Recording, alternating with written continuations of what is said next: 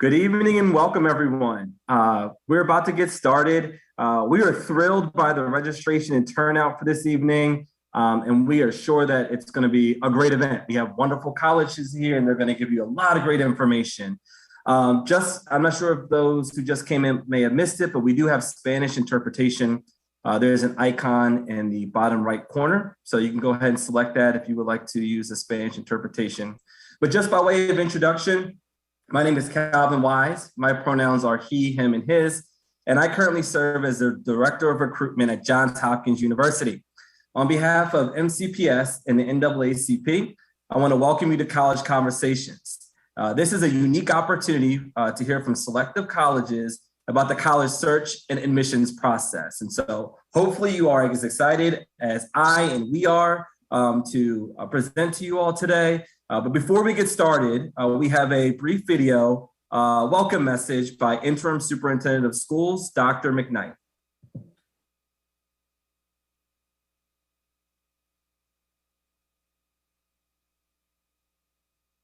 Greetings.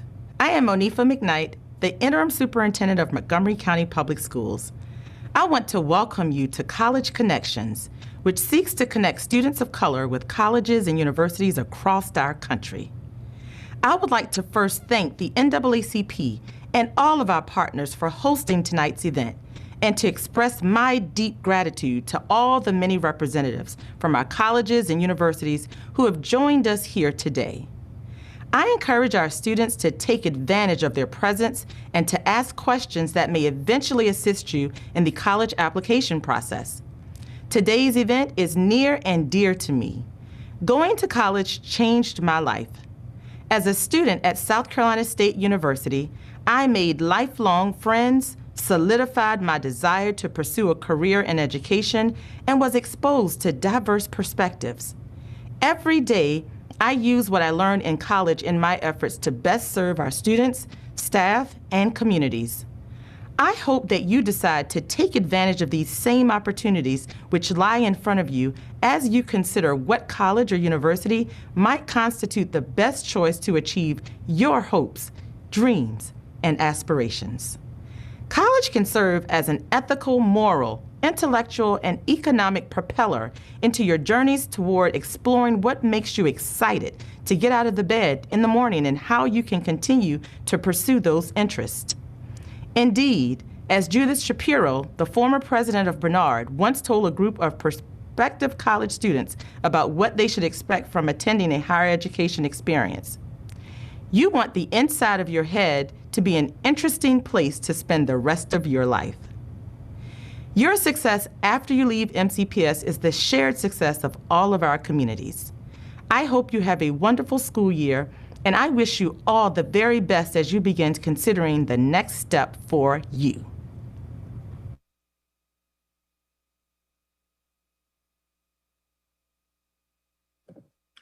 All right, thank you, Dr. McKnight, for that message. And with that, we're about to kick off our program, but just a couple of quick logistical things before we get started.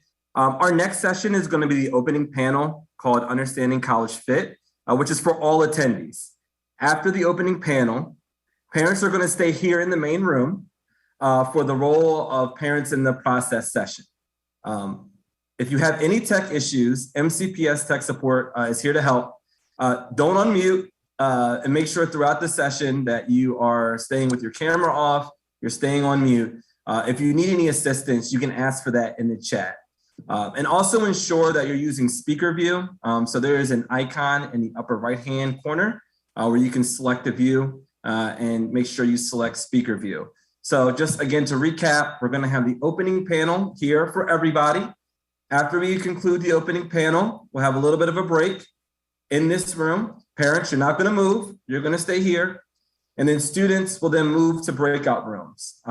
So at that point in time, I'll give some more instructions for you students on how to navigate and get into the breakout rooms. But I just want to be clear, parents, you're going to hang out here for the session after this. All right.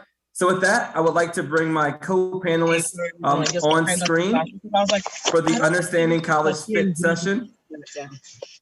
Sorry, hold on. And I'm super excited about these panelists. This is an esteemed panel, all folks that I've worked with for a long time now, and I know they're going to provide a lot of great information for you. The focus of this session is to break down academic, social, and financial fit, which we think are kind of three really important pillars to understanding what you hope to get out of your college experience. We will not have time for Q&A during this session, but for the rest of the sessions after that, we'll have an opportunity to engage with you all in the breakout sessions for some Q&A to get your questions answered. So with that, I'm gonna have my co-panelists introduce themselves. Maybe Nicole, if you wanna start off, just give a quick introduction of yourself and where you work. Sure. Hello, everyone. My name is Nicole Molina. I use the she, her pronoun, and I am the Senior Associate Director and Director of Diversity Recruitment and Outreach at Barnard College, located in beautiful New York, New York.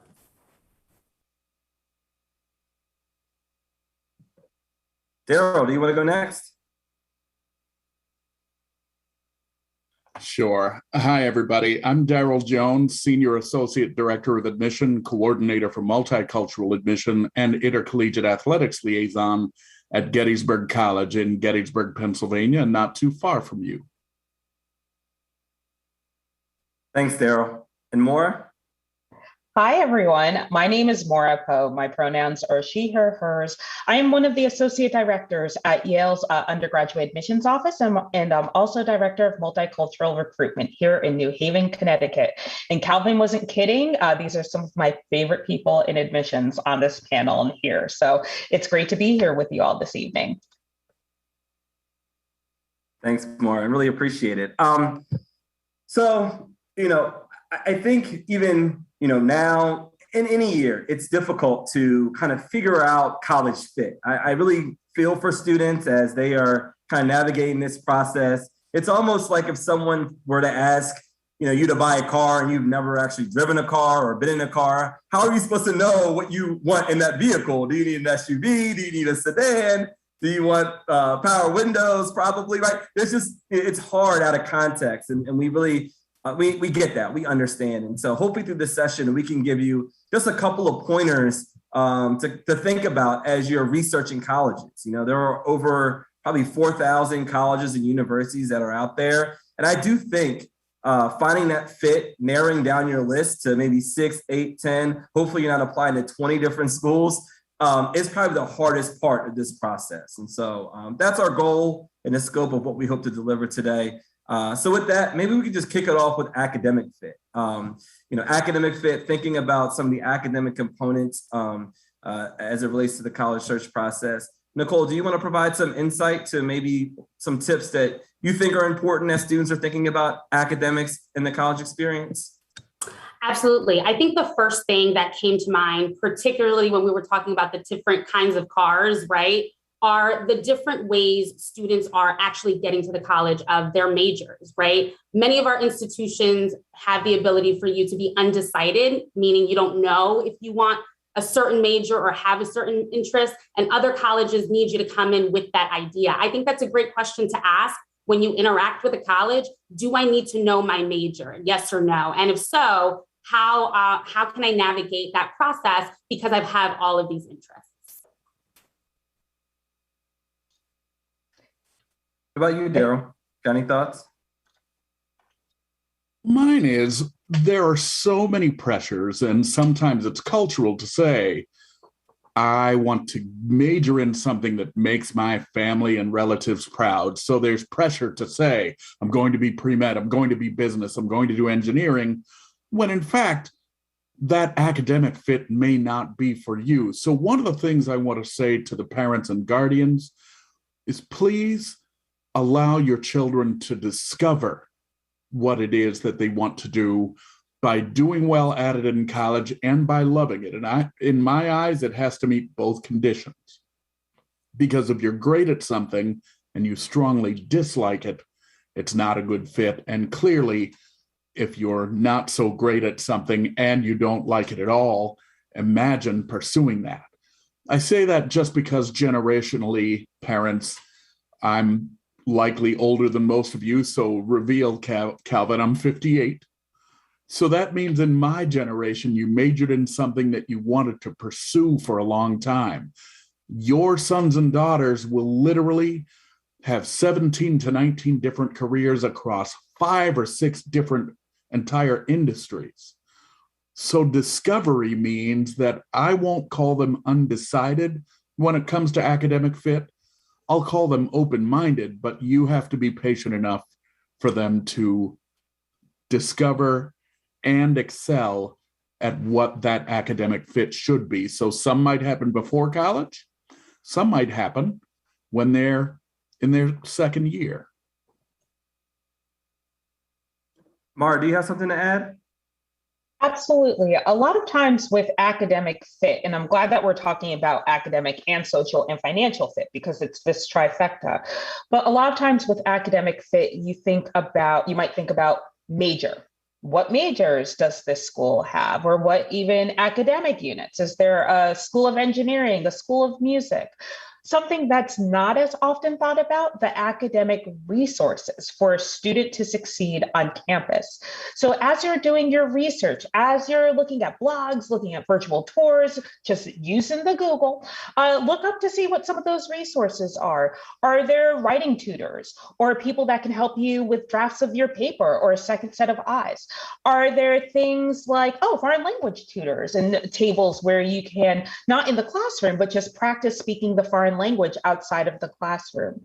There might be workshops, academic workshops that focus on things like procrastination and how to manage that in college, but also things like taking full advantage of the resources at the library. So making sure that you're not only just thinking about the classroom academic experience, but also the academic resource experience, especially since it is part of your tuition and part of your cost of attendance.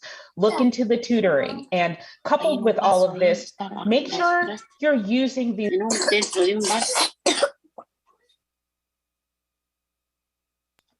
I got muted in that too. Sometimes people assume, I shouldn't use those academic resources because then my professor will know that I'm not doing well, or someone, they probably already know if you're not doing well, but instead the students who are doing the best in the class, they're likely using all those resources at their disposal. So go for it. Yeah, absolutely. Mara, that makes me think, oftentimes when I'm working with the current students, they'll say, it seems like everybody else has it figured out and I'm the only one lost. I'm like, no, they're just doing a better job faking it, like they understand what's going on. They are probably struggling too, are using those resources. And there's so many, like you said, free resources on college campuses. There are probably more staff members like ourselves on college campuses and faculty members nowadays to support students along this path, and something that you mentioned, Nicole and Daryl, this idea of exploration over your 4 years, definitely in your early years in college, is so important and so critical. You have such limited exposure to different areas in high school. And we have full majors on things that you may have one class or 2 classes at your high school. So it's okay, it's encouraged, and it's probably in your best interest to explore multiple areas. On the college side, we talk a lot about the liberal arts and interdisciplinary culture, the academics, and that's becoming more and more apparent in our culture how important that is, right? For instance, we would love to have this session in person, but we're still navigating a pandemic. And if you think about how are we going to solve the problem of the pandemic and COVID-19, it's not just the science. It's just not just the vaccine. We know that now, right? We have that. There are other components that need to be considered as we solve our way forward. There are political implications, economics, social, global implications. And so I think at all of our campuses, we're encouraging students to explore, find interesting connections in different academic areas and leverage those, as Dr. McKnight said in her welcome video, to set themselves up for success when they graduate. So keep an open mind. Investigate not only the majors, but also the resources that we have on our campuses. And, just talking to faculty and students, giving you that insight into what we offer on our campuses. Let's talk a little bit about the social experience. Nicole, do you want to talk a little bit about what students should be thinking about as it relates to the social experience on a college campus? Absolutely. I think it ties in also, if I'm being honest, when you're thinking of your potential academic endeavor, right? What is the actual kind of life outside of the classroom going to look like, right? Like, what is the makeup of the other students in the class? You know, if I never got to study abroad, will I have a study abroad experience, you know, walking down the way from, you know, the classroom to the lunch area, right? Really thinking about the exposure that is not going to be so dictated by the professor, but that really organic opportunity that many of our institutions have. We have a lot of resources. I mean, we're going to get into this. We also cost a lot of money. And so with that, we have this opportunity for you to be exposed to maybe something you never thought you would ever be exposed to, even if it's just once, right? And so that should go hand in hand with this fit of like, okay, like, where is everyone coming from? You know, all of these profile numbers that these colleges give me, what does that actually look like, right? What is the spirit of this institution that's not just kind of, you know, relegated by what they are giving me, but what can I see? What can I feel? What do the students like? What do they want to be? And how many times do they change? I still think I want to be a princess. I don't know about that, right? So what are those opportunities that you think that you would have that's not just in the classroom, that will add to that other network and resource that you'll need for the 4 years that you're going through the college experience? Yeah, Daryl, do you have something to add? Nicole, you make such an excellent point, and I'm glad you took it in this direction, because usually when you say social fit to teenagers, they think, how much fun do I get to have? Well, here's what I'll tell you about every college and university in the nation. It's a bunch of 18 through 22-year-olds without parents and usually without curfews, so you don't have to worry about whether or not there's fun. But there also needs to be social pressure to do well. So with all the things that Nicole mentioned about opportunities beyond the classroom, is there positive peer pressure to actually do those things, whether it's research, an internship, or just going to hang out with a faculty member and understanding what that person wants out of you? That is part of your social scene, because if you think about college, so let's do some quick math. In a 7-day week, there is a total of 168 hours. Now, we're all hoping that you spend some time sleeping, you spend some time taking in nourishment, you, let's keep it real, perform some acts of personal hygiene so that you make friends, you go to class, but that class time may be 12 hours, 15 hours, 18 hours per week. So many of your waking hours, of course, should be spent studying. But my take on this whole social aspect is, how will you advance your social skills with people who are like you and not like you? How will you manage pressure and stress? How will you make connections? And how will you make your 4-year home feel like home and not just a place that you are visiting? Laura? I love this panel because as both Nikki and Daryl were talking, I'm thinking like that ties in exactly with what I'm going to say. And we didn't rehearse any of this. It's just we're looking out for all of you. We're thinking about our own experiences going to college too. Another part of the social pillar, do you see yourself on that campus? Meaning, do you see who your people might be? And no matter how large or small of a college you go to, no matter what kind of institution it is, no matter what the demographics actually are, the racial, ethnic, religious, socioeconomic, etc., the real question is, do you see the ability to find your people on that campus? Who are your different communities going to be? And you're going to have myriad communities. It might be, say, cultural houses. It might be Greek organizations. It might be student organizations. It might be just groups of people that you can hang out with, whether in the library, in the dining hall, hanging out in your suite, in the common room, studying with each other, to what Daryl was saying, the people that will, give you that social pressure to sit together and study together, but enjoy that experience of studying together. And to what Calvin said before, it is kind of tough, right? If the school isn't having tours, but also pro tip, just so you all know, our tours, they're all incredible. But for the most part, they're students who have been interviewed and or hired to show you the prettiest parts of campus. They're the nicest people. They're bubbly. They're not going to show you the dumpster next to the dorm, right? They're going to tell you like the things we all want you to know. So there are other ways you can learn about the different communities, whether it's student blogs, Instagram pages, TikToks, whether it's there are other websites you can use like Reddit and whatnot. And if you do get to visit a campus, even just walking around on your own on the campus, not on the official tour, but see like what conversations are you overhearing? If you're walking around looking lost, are people helping you?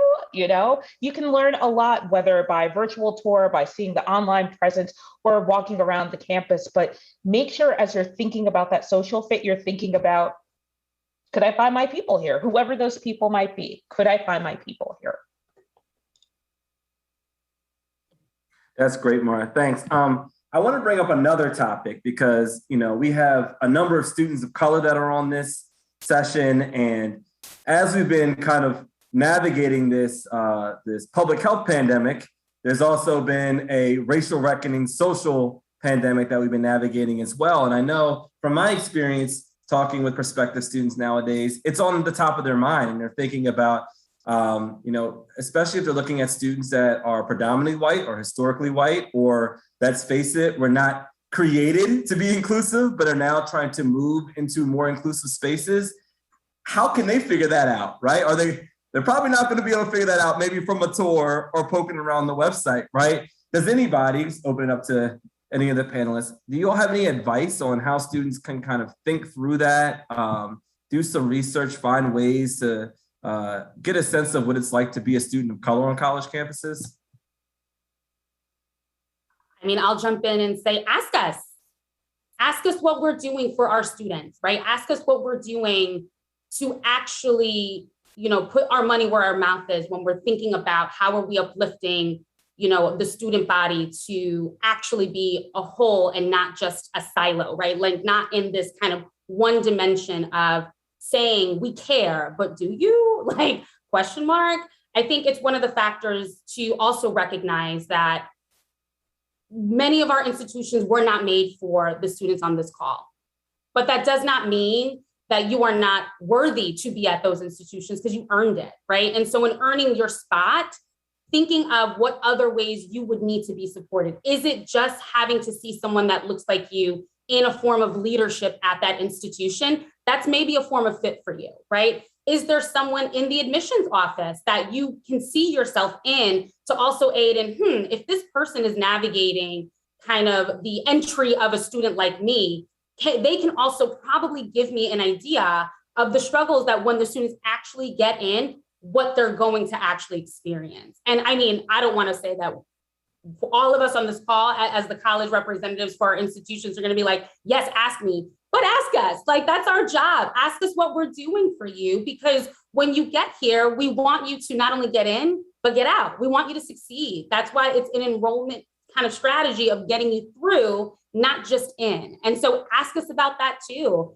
The numbers need that definition. So don't be afraid to ask us, even if it's uncomfortable. It's supposed to be uncomfortable, right? That's how we learn. That's how we kind of grow through that comfort zone and expansion of actually being able to show and tell you what is actually happening on our campuses and how do we actually care. Nicole just opened up the church doors, y'all, because look, this whole thing, and you know, humans are flawed, even past US presidents, but there's one quote that matters to me about this very topic, and it's from Teddy Roosevelt. Nobody knows, or nobody cares how much you know until they know how much you care. And yes, Mara, I'm going to run that back. Nobody cares how much you know until they know how much you care. So look, you all that are on this call that are from Montgomery County, you're from a special place. You know, I live here just east of Randolph Road, east on Randolph Road, just east of New Hampshire Ave. My whole neighborhood is about the most mixed thing I've ever lived in. And I lived in Chicago the past decade. So you may not find this when you leave, But you know, beyond this whole thing about inclusion, which is colleges and universities trying to make you feel embraced, I'm taking it a step further. You got to feel like you belong in that embrace. So diversity is an old conversation that just means difference. Inclusion means that they're trying to embrace you, but the embrace doesn't work unless you feel like you belong. So the church doors were opened by Nicole. I hope y'all were listening, because I'm just going to say what Nicole said, you better recognize. I'm just going to add a little more to this, because Nikki hit the nail on the head that a lot of these institutions were not built for us. A lot of these institutions did not admit us until even just a couple of decades ago, right? So yes, absolutely ask the admissions officers, not just on this call, but also in any schools that you are thinking about attending, but also see what other resources are there, see if the admissions officers are willing to connect you with current students also, because I'm not going to say how old I am. It's older than you think, but I can tell you the experience from decades ago, but you also should hear from students who are living the experience too. And no two students' experience will be the same. It's amazing, and I hear it from our current students all the time, like how quickly a student might reach out because, oh, I checked out the hashtag on Twitter, or, oh, this person's a TikTok star. I'm amazed at how many TikTok stars there are out there at this point. Maybe it's on Instagram and whatnot. And you'd also be amazed at how willing Black students, Latinx students, Native American students, Asian American students are willing to talk to other students of color to give them like, hey, here's what I wish I'd known. Hey, I know this story is out there, but here's how I've navigated it. Or, hey, actually, I love this place and here's why. And I hear what's there. But as much as possible, ask the difficult questions. Start getting comfortable with asking those difficult questions. And that's something I'm going to talk about in the financial aid piece too. But also talk to current students or recent alums. Another thing about being in MoCo is that a lot of schools that are on this call have a lot of students, a lot of alums of Montgomery County Public Schools on their campuses. So maybe ask your counselors, ask some friends, a friend of a friend who knows someone that's on Gettysburg's campus. So you can say, hey, now tell me the real story. Like what's it really like? Just so you can figure out that calculus. And that doesn't mean that you're automatically going to hear, hey, this is definitely where I belong. This is definitely where I don't belong. But at the very least, you can have the information you need, and you can start doing that mental calculus of what would I need to make sure I feel like I belong, to make sure this is my home, because that is what you deserve. You deserve a home for the next 4 or 5 years, however long it takes you to finish, where you are not just included, but you feel like you belong. It is your home just as much as anyone else's home. Absolutely. Can't speak enough and want to underscore using your networks, alums from your high school that are on our campuses. Use your social networks, social media. Follow different student groups. They'll post and they'll give you the real deal, the insight that's going on. If you really want to know what the hot topics are on college campuses, read their newspaper, their newsletter. You'll get you'll get the good, the bad, and the ugly if you read through that. And so you want to know what you're getting yourself into. I can't underscore enough about that sense of belonging. I always take it personal when students, current students on campus are like, I don't know, do I belong here? Do I deserve to be here? Am I smart enough? I'm like, absolutely.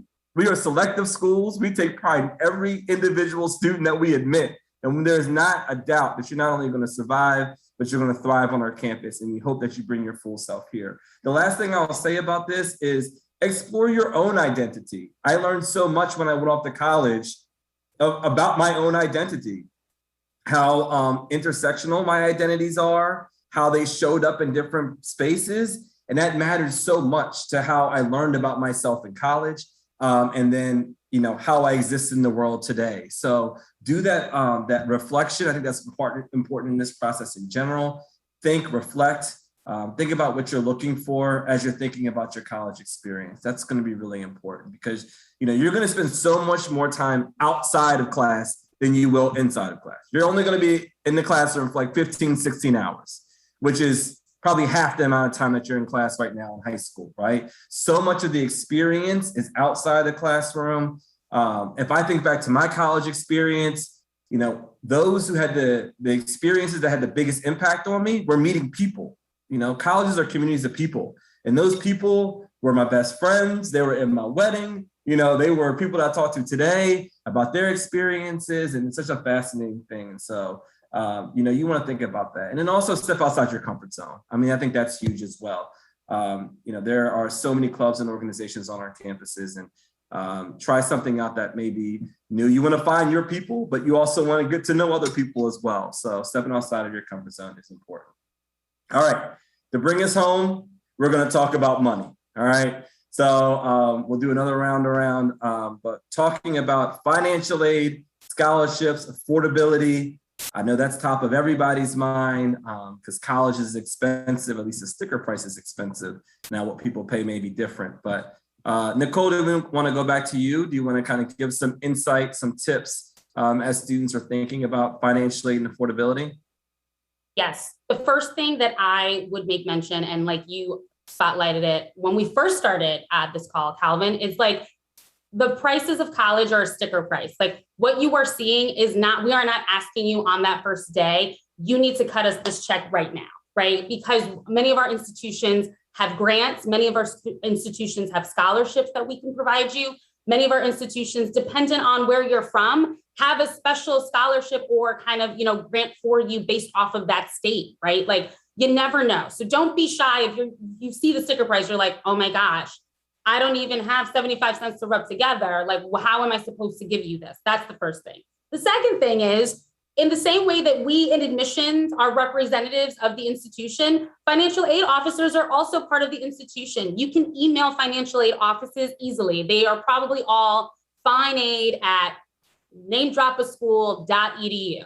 Probably all of our schools are like that, right? Email, ask a question. If you don't know the name of one of the resources, we talk about FAFSA all the time. We talk about CSS profile. If I literally said that to you and you're like, what does she say? That is a wonderful question to reach out to our financial aid officers and ask, what is this? Where can I find this? How can I navigate this process? It's okay to not know, particularly when it comes to this idea of money, where there tends to be kind of this shock and kind of gasping of what do I do? Who do I ask? Take a breath. That's what we're here for. We will absolutely help you kind of navigate this process. We may not be able to like give you $5 right there in that moment, but we may be able to get it somehow, some way later down the road, whether that's a coffee, whether that's a donut, like we'll be able to kind of give it back, just not in that moment. But don't be shy, because in your not asking, in your still not knowing, you will not ever progress forward. So please, those are my 2 points. And mine takes it a step further, and it's about what it takes to live a full existence. After you get your financial aid that Nicole mentioned, what does it take to live that full life? Earlier, Nicole, you mentioned about study abroad. Calvin, you mentioned about this whole idea of wanting to buy a car, but you've never been in one. Well, for some of you, you're going to say going to that particular college in that part of the country, that is my study abroad culturally. But I want you to look at this idea of studying in another country. How do you get there? How do you get back? What happens if there's an emergency? Or because so many colleges and universities around the nation recruit right here in this county, what happens during those short breaks? Who's taking care of you? How do you eat? And over the summer, where do you store your goods? And then when it comes to, I don't know whose mic isn't muted, but that person will have to be, thank you. The other part is, all right, so research over the summer. If I would have said, hey, Mom, I want to volunteer and do scientific research, my mother would have said, you have lost all of your mind, son. So Look for places that'll pay you to do that research, get you to places for internships, find ways to network you with your future. All of this really is tied into academic fit, social fit, racial and ethnic justice, and financial. And the easy one as well, you got to live somewhere. What is interesting about all colleges and universities is that whether they're in small towns or big cities, there is expensive real estate right there.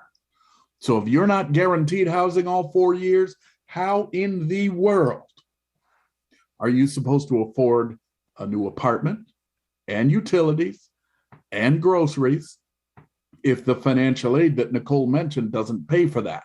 So that was about 17 points. But as you can tell, we all get pretty fired up about this issue because colleges do have high price tags, but it's about the ability to stay there and thrive that is our passion.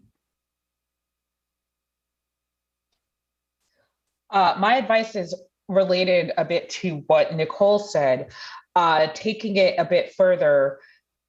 This is maybe one of the most uncomfortable topics for students and families to deal with. The topic of money, from how much can we actually afford to pay for college, even if that amount is zero? What do these scholarships mean? What are the conditions of the scholarships? What is there a GPA I have to maintain? Does it only go to certain schools? If I have a loan from this school, what are the terms of that loan? What does it mean?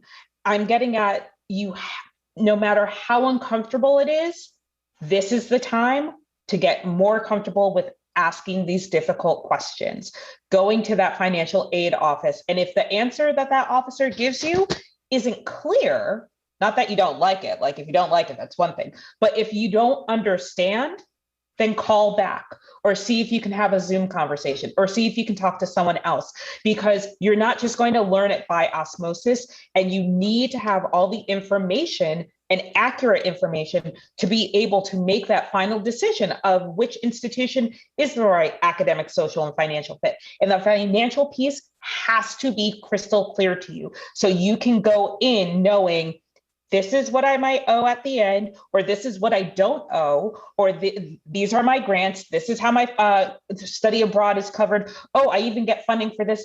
Oh, I have this outside scholarship that's going to give me more money. Also, make sure you have all of this information understood. And if you don't understand it, you ask those questions, because there's nothing worse than getting to say August of right before you're supposed to move, and suddenly you get a bill or you get something and you think, oh, I didn't realize that's what I was signing. You want to know what you're signing. Absolutely. You know, reading the fine print, I mean, you just brought back so many memories for me when I was in college. I remember after my first year, I thought I was kind of getting my bearings. I had a little summer job over the summertime, and I was, busting my tail. I was saving all my money, and I was like, man, I'm going back to college fresh, right? So right before I left for the semester, I went shopping. I bought a whole bunch of clothes, flat screen TVs. I'm gonna age myself a little bit. I got the first edition of flat screen TV. I showed up ready to move in, and they said, sir, you have a hold on your account. I said, what do I have a hold on my account for? They're like, you owe us a couple $1,000s. And I'm like, why? What happened with my financial aid? They're like, well, there's a summer savings expectation. Didn't you know about that? And I said, nobody told me I needed to save money over the summertime. I wish they would have told me that before I bought all these clothes and the TV, because I don't think I could take that stuff back, right? I'm sure they did tell me. It was probably in some fine print, but there's so many different kind of small details and nuances as it relates to your financial aid package. Financial aid needs to be filed, and you have to reapply each year for financial aid. So it is a process.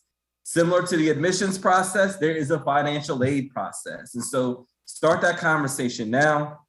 There are a lot of resources to help you. The net price calculator is a calculator that all colleges are required to have on their website, that you can use some of your family's financial information to get a sense of what the college expects you to contribute to the cost. Some schools also are partnered with My Intuition, which is another tool that's a little bit more straightforward, that gives you an estimate as well. So you can do some estimations there. Nicole mentioned this, talking to our financial aid offices if you have any questions. And your school counselors, you all attend high schools that have phenomenal school counselors and resources, people in the building who can help support you. And so, just keep that in mind, that there are folks that help support you along the way. I know that the conversation about money, as Maura said, can be uncomfortable, can be challenging, but we're all here to support you along the way.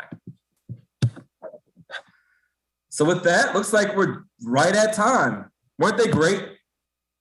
If we were in an auditorium, everybody would be clapping. Y'all dropped some gems. Thank you. I really appreciate it, fellow panelists, for providing all the insight here. Hopefully you all were taking notes. I did want to mention, and they just kind of dropped it in the chat, that this session is recorded. It will be available afterwards on the MCPS TV YouTube channel. So if you missed anything, you'll be able to view that there. With that, we're going to close out the opening panel. We're going to take about a 5-minute break to allow students to transition into breakout rooms, but I have a few things, so bear with me, all right? So as I mentioned earlier, parents are going to stay in this room, and we're going to have a parents-only session, and the session is going to be role of parents in the process. So we're going to talk to you all about some advice that we have as we've been working with families over the years, supporting students through this process. We will also have an opportunity to answer some questions. So we'll be able to answer those, I believe, as well as we go through that. Students are going to transition into breakout rooms at this point.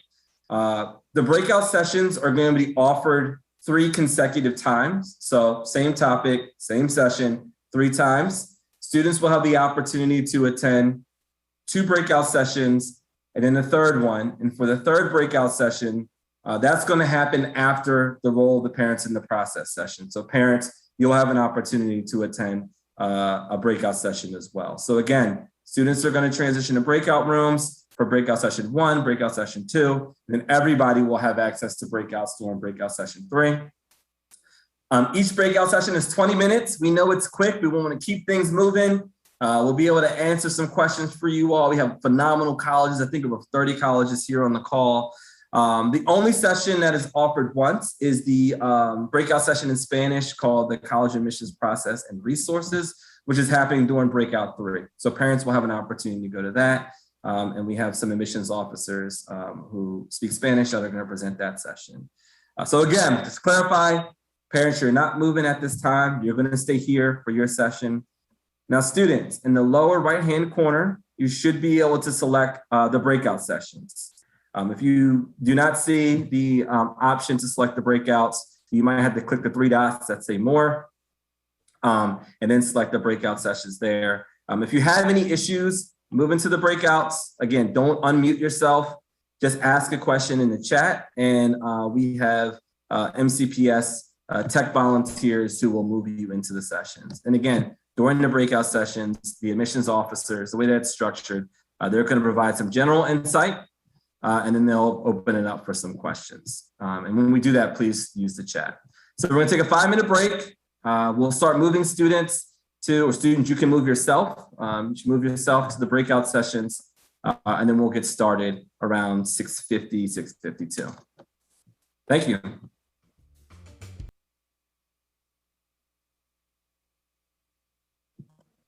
All right, thank you for your patience as we navigated that. Looks like everything's getting sorted out.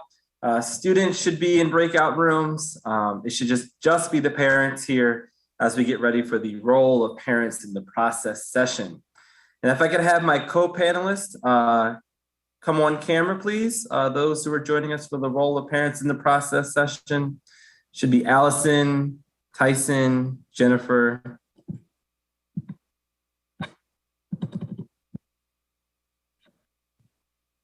Cool, I think we have everyone. Hey, look at this good looking group.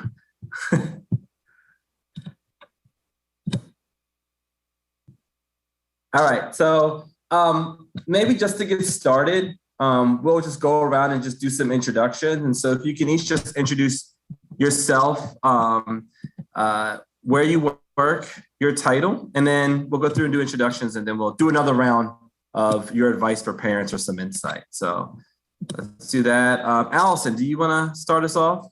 Quick introduction. Yeah, great. Thank you so much, Calvin. And I guess alphabetical order by first name is a good way to go. And usually I'll be ready for that. But as mentioned, my name is Allison Umali.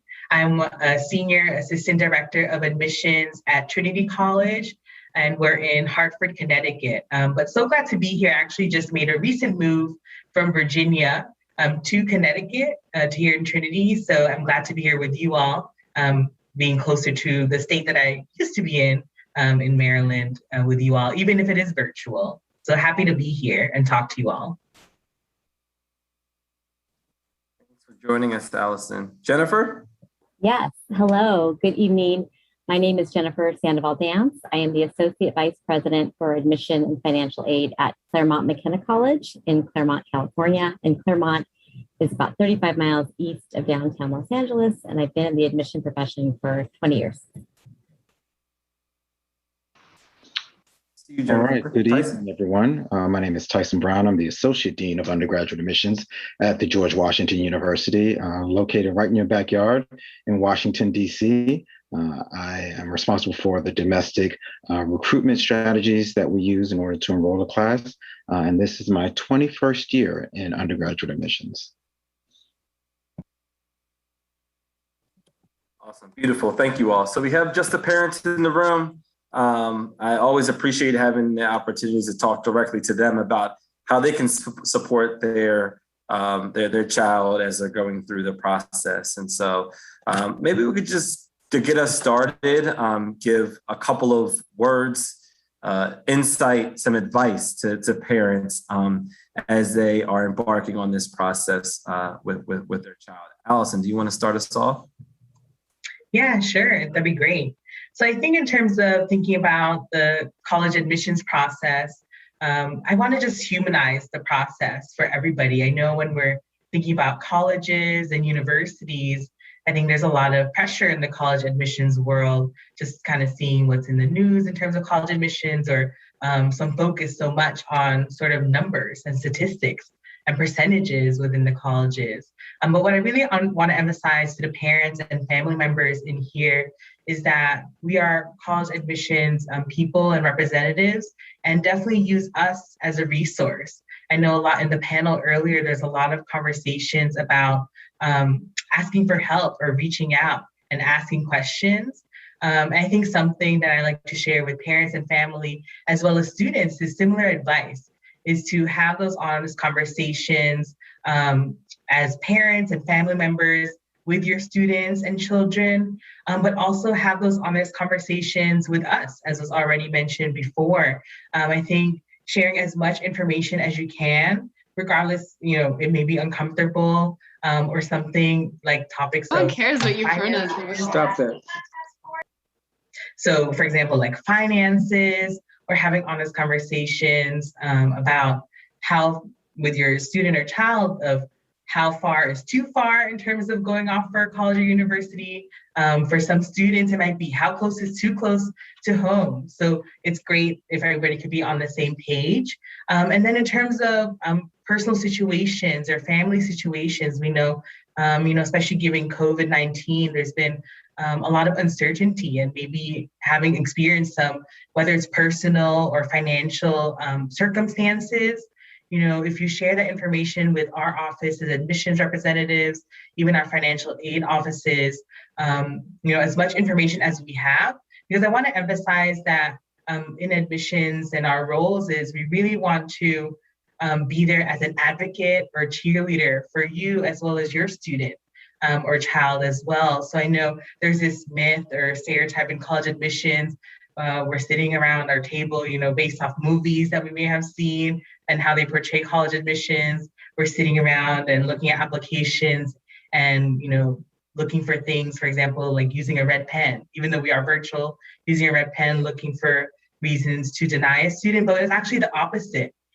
We gather together, we look at the students' applications, and what I like to change the metaphor here is we're using a yellow highlighter to highlight certain things in your students' applications to help advocate for them as well. So kind of just to wrap that up is just really trying to humanize this admissions process for everybody, but also having this transparent and open and honest conversations all around. So whether it's you as parents and family with your students and children, as well as with us as admissions representatives or college representatives.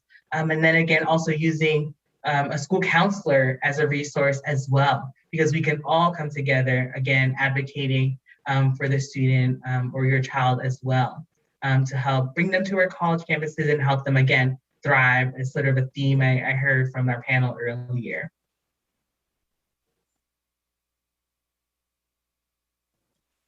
Thank you, Jennifer. Yes, thank you, Kevin. Well, I think the concept of the honest conversation also is perfect to get started. And a program like this highlights the key aspects that families can talk about and getting that conversation going. So 3 points I wanted to make to add to that. One is use the village that you have. 2 is this allow the student to be front and center in the driver's seat of the decision-making process. And 3 is check your reaction. So first, it takes a village. It takes a village to raise a child. It takes a village to educate a child, as our college and university campuses know. And really, when you're thinking about this process, your child's going to start to think about, okay, what kind of place I want to live? What do I think I want to study? And all these really big decisions that are going to feel a little heavy.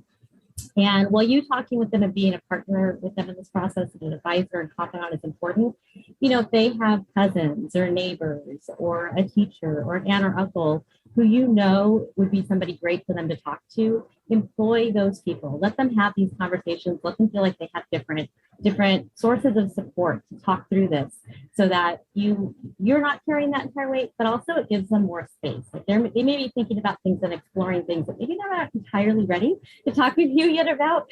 So it allows them to test that out and then come to you when they really formalize those thoughts a bit. So use that village as much as you have, and that support and that enthusiasm and passion, and maybe let them go to a college visit with another family so they can experience that. So don't be afraid to use that village.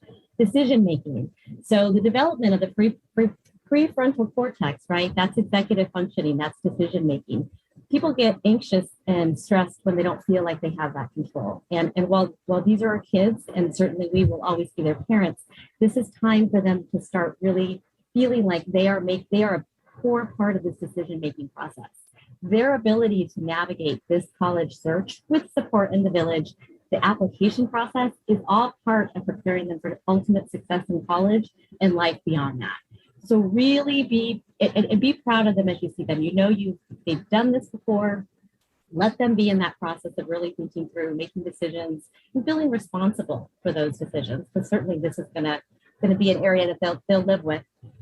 And check their reaction. So whether our children roll their eyes at us sometimes, or we don't think we're relevant in their life, we are their role models. How we react to things that they say. So maybe they come back and say they're interested in a specific academic program or a school, and maybe we're shocked or surprised or disappointed. Whatever that reaction is, save it, look at them and say, oh, wow, I'm so excited to hear that, and we can let's talk more about that. Where is this interest coming from? Because if they see disappointment, that really can't, or sense disappointment, that weighs heavy on them and that process. And we really, again, want them to be in control of this. They will end up at a great school. You won't even remember all the schools they apply to. What you will remember is when they're crossing that stage at commencement and they've got their friends and they're on that next stage of the journey, and you will be sitting there proudly wearing the sweatshirts wherever it is that they go. It will definitely all work out. So that's all I can say. Those are all excellent points that my colleagues have made. I think I'll just wrap it up with 3 quick points of my own. I would encourage you just to be organized, figure out what that system is, and communicate that with your student, your sons, your daughters, your nieces, nephews. We all ask for something different. Hopkins process is a little bit different than Claremont McKenna's, is a little bit different than Trinity's, a little bit different than GW's. We're all going to ask for some pretty much similar things, but there are going to be some differences in organizing deadlines and dates and what needs to be submitted at what point in time is super important in terms of making sure that you're meeting deadlines. We can't stress that enough. This is really kind of one of the first opportunities and instances where deadlines really mean something. We really do have to hold to those deadlines because it affects when we can render decisions and how quickly we can respond back at the end of the process. So that's number one. Number two, if you haven't been through this process in a while, you're about to learn a whole new language. So understanding the terms, understanding the language and what terms mean in this process, early decision versus early action, restrictive early action, early decision 2, ED2, a regular decision, rolling admissions.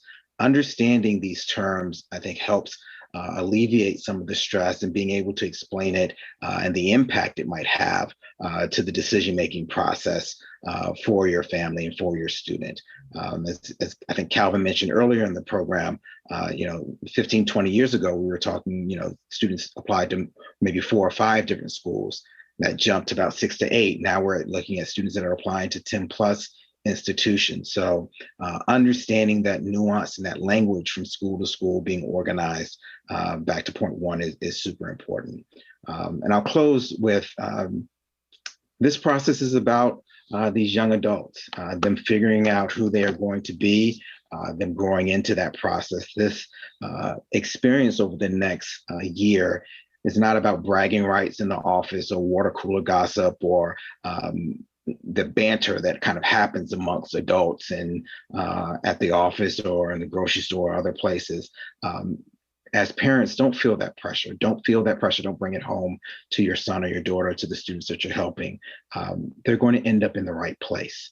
And shadowing them and protecting them a little bit in terms of that societal pressure is super important, I think, at this stage, and especially given they're going through the process during COVID. So remember that it's about them. It's not about bragging rights of where they got into. They're going to end up where they're supposed to be, and the best institution, the best fit for them, both academically, socially, that's going to put them in a place to reach their goals.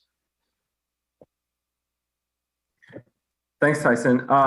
This is just kind of open to any of the panelists. Are there certain resources that you would recommend for parents to use as they're navigating this process?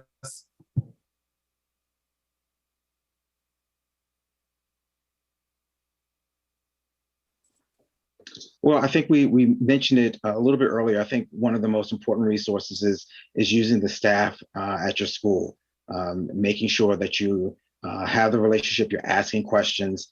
I believe it was Nicole that mentioned being able to email. Parent nights like tonight are very valuable in terms of understanding things when you don't understand them or you have questions arise. I think that's the first resource. The second resource would be to go to the regional person, the regional representative of the school that you're interested in. We all pretty much have a particular area of the country, of the state that we're responsible for. So finding out who that person is and emailing them and asking them that question helps to establish a relationship, but also helps to put you in direct contact with someone that can give you an honest answer about your particular situation. I think too, going along with doing this process alongside with your student or your child, sit together and maybe watch some YouTube videos or videos on our colleges or university websites, whether you're not able to make a visit. I think with all we've experienced with COVID, but the bright side of it is us in the college admission offices, we've had to reconsider what we're going to do in terms of our programming. So we relied a lot on in-person programming to give you as families and your students a feel for our campuses and the community here. But events just like this, and a lot of us are doing more virtual sort of panels and events and workshops even to have it accessible to you all. So for example, at Trinity, we do a college decoded series. So just talking in general about the college admission process. And just last night, we did one that goes over the common application and walks through it A lot of the schools that you'll see here on the Common Application, a website that students can apply to schools all at once. So sit down with your students, or a lot of schools will do financial aid workshops with their financial aid officers, as well as our admission representatives, to walk you through the FAFSA, the free application for federal student aid, or FAFSA.gov. Just a general federal website will have even videos and how-to guides of what you need to, information that you need in order to fill out that FAFSA. So that income, the tax information that you would need. So definitely take advantage of those as well. And, you know, if you are able to visit in person, there may be some colleges and representatives here that are just close to your backyard and to your neighborhood. So definitely just stepping on to those campus alongside your students and children to get an idea of what that community is like as well.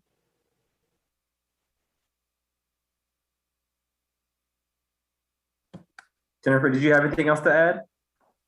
The only thing I'll add is, you know, the financial aid sites. So the net price calculator will be on all of our financial aid sites, and just scoping through in line with what Tyson shared about staying organized. There's going to be schools that offer scholarships, schools that don't. The ones who do, they'll have deadlines. They might have additional steps students need to take, like an essay or interview. So really making sure that you're on top of deadlines and how financial aid works, what they're going to ask, when they're going to require it, that process, because that's such an important part of the process. It's not always an easy one, but it's not an easy one to understand many times. But if you work through the net price calculators, I always tell families, just pick 3 schools. I did this when my daughter was very young, and went through and saw the difference. And so you can then inquire with those schools and say, I'm just curious, why am I, you know, expected to pay this? And then they can explain that to you, so that you have a good understanding of how that process works. Thanks, Jennifer. And I think that you all should have the ability to send me, just Calvin-wise in the drop-down direct messages. And we can definitely take some questions from you all in the audience as well. I see I have one that has come in. So you go ahead and send that as well. And as the questions start to populate, if there is, you know, I think a lot of parents have concerns about the cost of college and, you know, the process and what that looks like. Is there anything that I guess parents need to know that maybe students don't focus in on, or, you know, any just general advice around affording colleges, maybe to help these parents feel a little bit better about the financial aid process?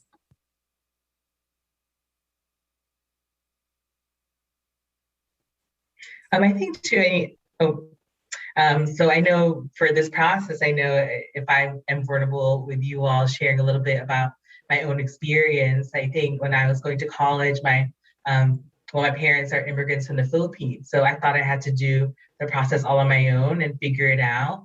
And in terms of what I wish, looking back, I wish I, as a student, was more open, asking my parents, well, what is our financial reality for colleges, so that, you know, looking back, I don't have this enormous amount of private loans, for example.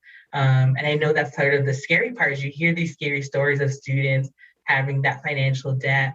But in terms of figuring out, you know, how we can get these resources together to actually, you know, pay for college, I think understanding too with schools that meet 100% of demonstrated need or some sort of demonstrated need, understanding the difference between need-based financial aid. So that's based on family's income and just sort of what's calculated based on the information that's on the FAFSA, as well as the CSS profile.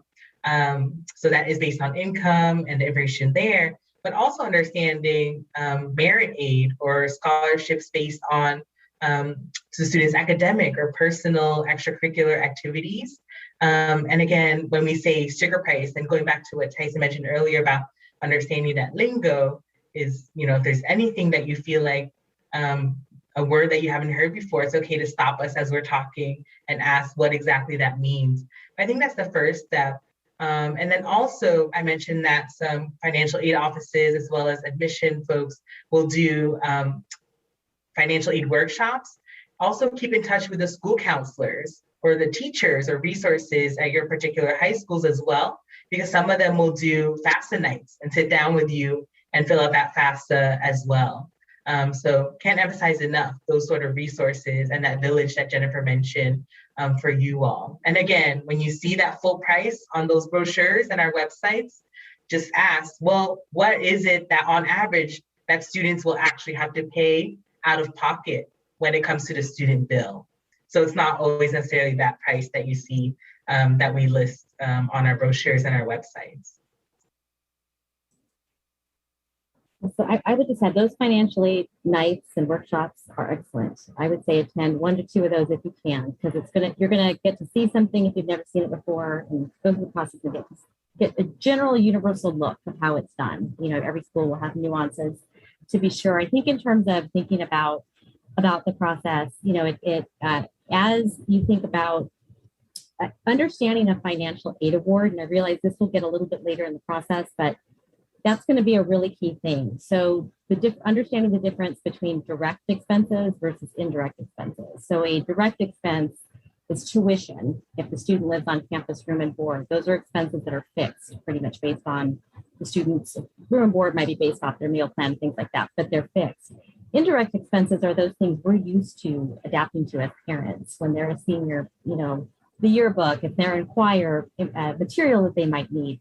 And that comes with college too. So thinking about if they're going somewhere where they're going to need to fly to get there, you know, thinking about those kind of expenses. So working through and getting a sample of an actual financial aid award and seeing how that breaks down, what the cost is, so you can really understand, okay, so this is how much it's going to cost. This is how much I've done the net price calculator, what I believe, you know, what I believe I will contribute.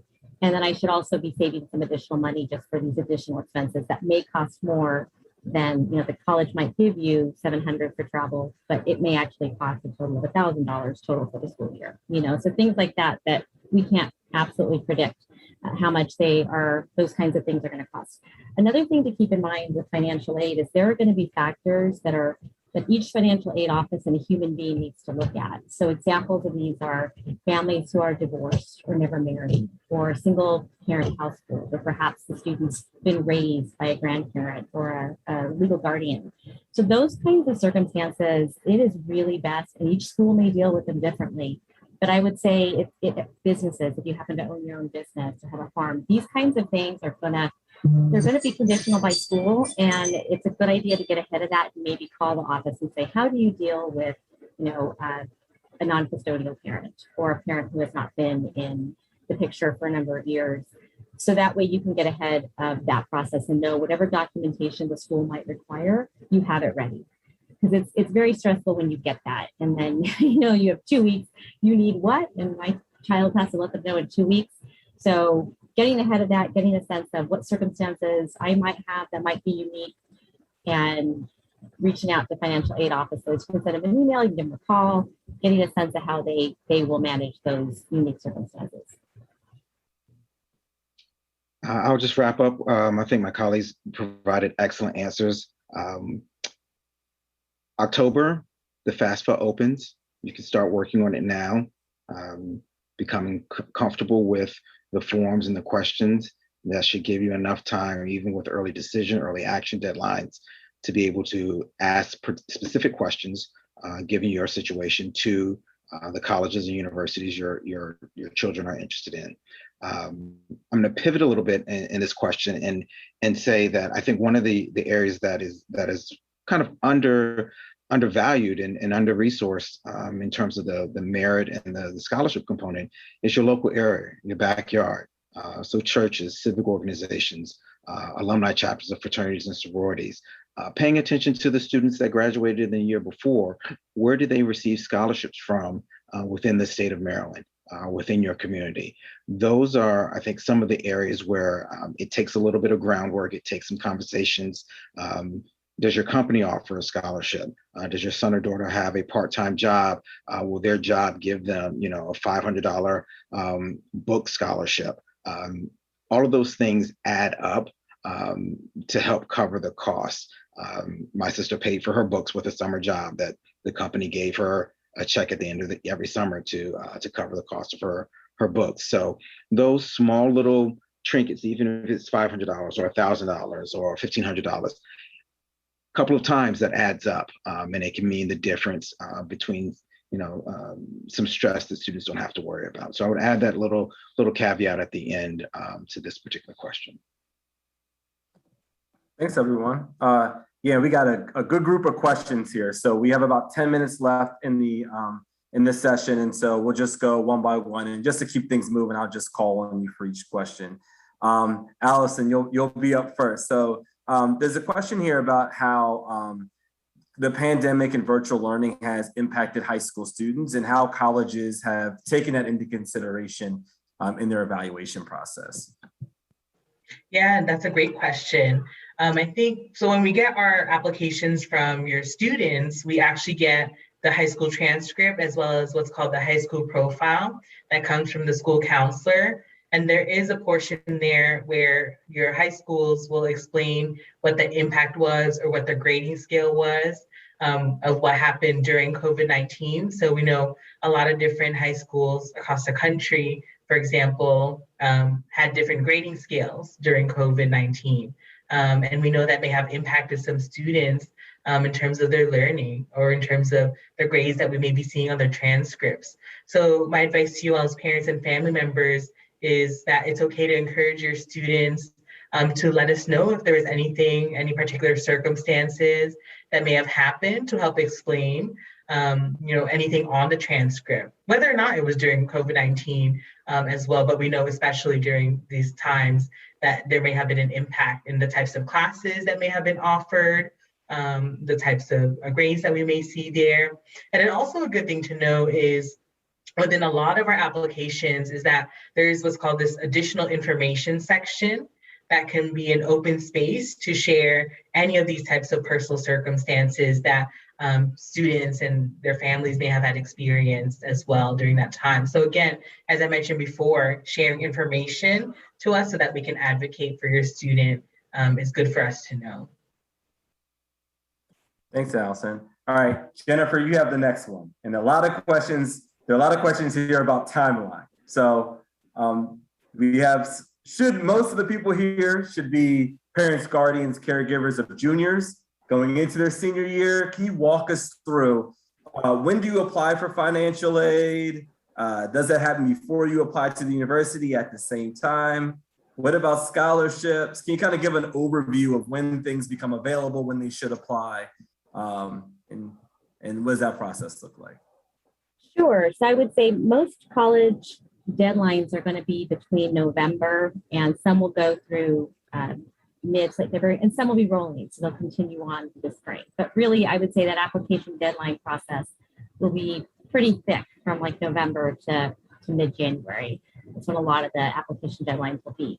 The common application has opened already. So students definitely can go in, and I would recommend, especially if they haven't started school just yet, to go in and starting to fill out the biographical information, see what it looks like, start putting together their personal statement and activities. They can get all that stuff done before they dive in, to the academic year.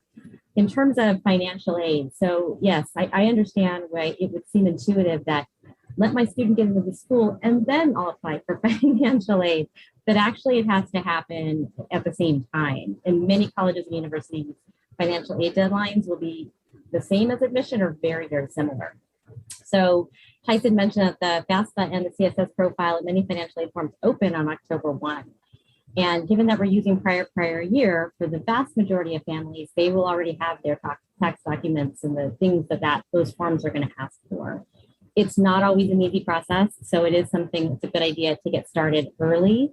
And again, this is where, as you're going through and filling it out, if you have questions, then reaching out to the financial aid office. So right now, there's nothing urgent or no pending deadlines, I would say, for the most part. There might be some scholarships and things like that out there, but it's really when the deadlines are going to start to pick up are going to be, November through that mid-January process. And then students will start to get, again, some schools are rolling, so they might be rolling out admission offers from January, February, March, but most students will hear back if they're applying regular decision in late March and by April 1. Thanks. And you can always check the admissions and financial aid websites for colleges. They should have those posted. Absolutely. Thanks, Jennifer. Tyson, I have a twofer question for you, a two-parter. Part one, how can you talk a little bit about merit scholarships, maybe a little bit about institutional merit scholarships versus outside scholarships? And the second part of that question, there's a question here about public versus private institutions and kind of the sticker price, and how in some instances, it could be cheaper to go to a private institution than, say, a public institution in their state. Sure. So absolutely. So let's start with the difference between the merit scholarships, institutional versus outside scholarships. Typically, what will happen in most cases, you'll want to ask as you're applying whether or not your application is also your application for merit scholarship, or whether there is a separate merit process at that particular school. There are situations where you're submitting your common application, or your application is also your application for merit consideration. There's nothing else you need to do. But there are specialty programs, say for the arts, et cetera, that you have to do a separate component. There's a separate application that you need to fill out and submit. Once you get through that, you figure that kind of component out, which is why it's important to be organized. When your decision is rendered, typically you are informed of your merit award, and it will tell you, this is what the institution is going to provide you. It may be phrased as a scholarship. It may be phrased as an award. It may be phrased as a grant. It may have alumni or presidential or some kind of nomenclature around it. But that is essentially free money for you to attend the institution. That's going to come from the admissions office or financial aid office, if not in your award letter, acceptance letter, shortly thereafter, within, maybe a couple of hours or a day, that information is going to be submitted to you. Your outside scholarships, as I referenced a little bit earlier, that could come from Coca-Cola or Posse, or that could come from a church or your employer. That scholarship money typically is going to be sent. You'll be awarded sometime in the spring. Typically, those come a little bit later, maybe in April, May. We usually see a lot of those awards being announced in time for award ceremonies, student senior year. And those awards are sent to our financial aid officer, to our billing officer, whoever takes it at that particular university, and that is applied to your account. Typically, those will come over the course of the summer. Some of them will come, this month in August. They will hit the students' accounts, but that outside scholarship money is important as well, and will help to cover the costs of the institution. The second component, I believe, Calvin, was about the difference between public and private. So very good question. Your private institutions are probably going to cost more. The sticker prices we've talked about is going to be a little bit larger than perhaps the public institutions in the state. What you will find is that some of the private institutions, while the sticker price may be more expensive, their ability to provide a merit award or a grant award or alumni award can be significant. And that award, paired against what a public institution might be able to offer, can often and many times make the attendance at a private institution cheaper than what you would have at a public institution. That's just a matter of resources at that institution. Each institution is a little bit different. The way that we evaluate our merit process is different from Hopkins to GW. So while Calvin and I may have the same application from a student, we may give a different merit award that may be different than someone who's than what University of Maryland College Park might provide. So looking at the cost of it, we may be very excited about you, and we may offer, someone may offer you a $25,000 award where another school offers you a $30,000 award where another one doesn't offer you an award at all. The merit process is different. We're all very unique, have different goals, different evaluation processes, and you'll see that reflected sometimes in the merit awards and why it may be cheaper to go to a private institution rather than the public institution in the state. Thanks, Tyson. That was great. Got like a minute.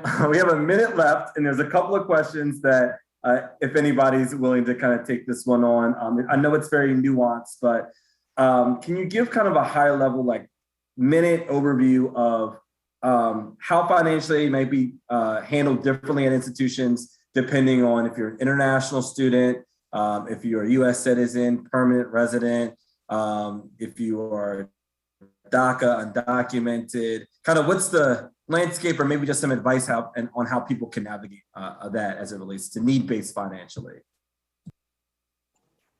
Yeah, I think the biggest thing is to definitely ask each particular school, a college or university, because each one might have a different answer for this question and will handle it differently.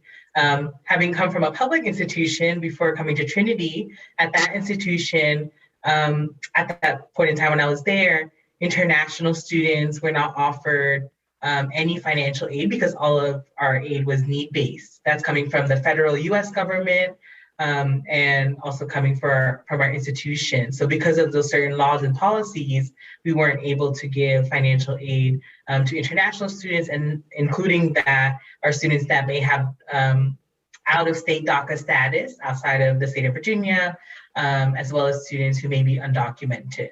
So now when at Trinity, right, so totally different. At Trinity, we actually offer need-based financial aid and meet 100% of it for all students who are admitted here to Trinity. And that does include international students as well as undocumented and DACA students, right? So for me as one admission person, having worked at the two different schools, even then, there's different answers for different colleges and universities. Well, thank you, Allison. That takes us to just about time. So I want to thank the panelists for their time providing insights. And there are some questions that we didn't get to, but again, you all can follow up with us after this, our respective institutions, or to your counselors at your schools. I know they've been working with students over the summertime. I could just really reiterate using those resources and using us as a resource as well to get your questions answered, because there are a lot of differences and nuances, as Allison was just mentioning, about how we handle different things. So ask questions. We ask students to ask questions. You can ask questions as well. And there was a question here about when's the best time to reach out to us? Now, we're available. We're people. Hopefully you've seen this through this program. So make sure that you're connecting. So with that, we're actually going to close out the TV portion of the program. So we're going to close that out, as well as this will conclude the Spanish interpretation offerings during the session. But keep in mind, you all parents are going to have the opportunity to join a breakout session next. And we do have a session in Spanish to college admissions process and resources. So at this point in time, parents, you have the opportunity to move into the breakout rooms. Again, you should still see, I do as well, the breakout rooms feature in the bottom right hand on the little toolbar there. You can select the breakout room that you want to enter in. If you have any issues, go ahead and send a message to the MCPS tech support, send it to multiple people. And let them know what session you want to rotate towards. So again, at this point in time, we're going to close out the TV portion, and we're going to have our last breakout session. Parents, you are welcome to join any breakout session that you please. Thank you. Thanks, panelists.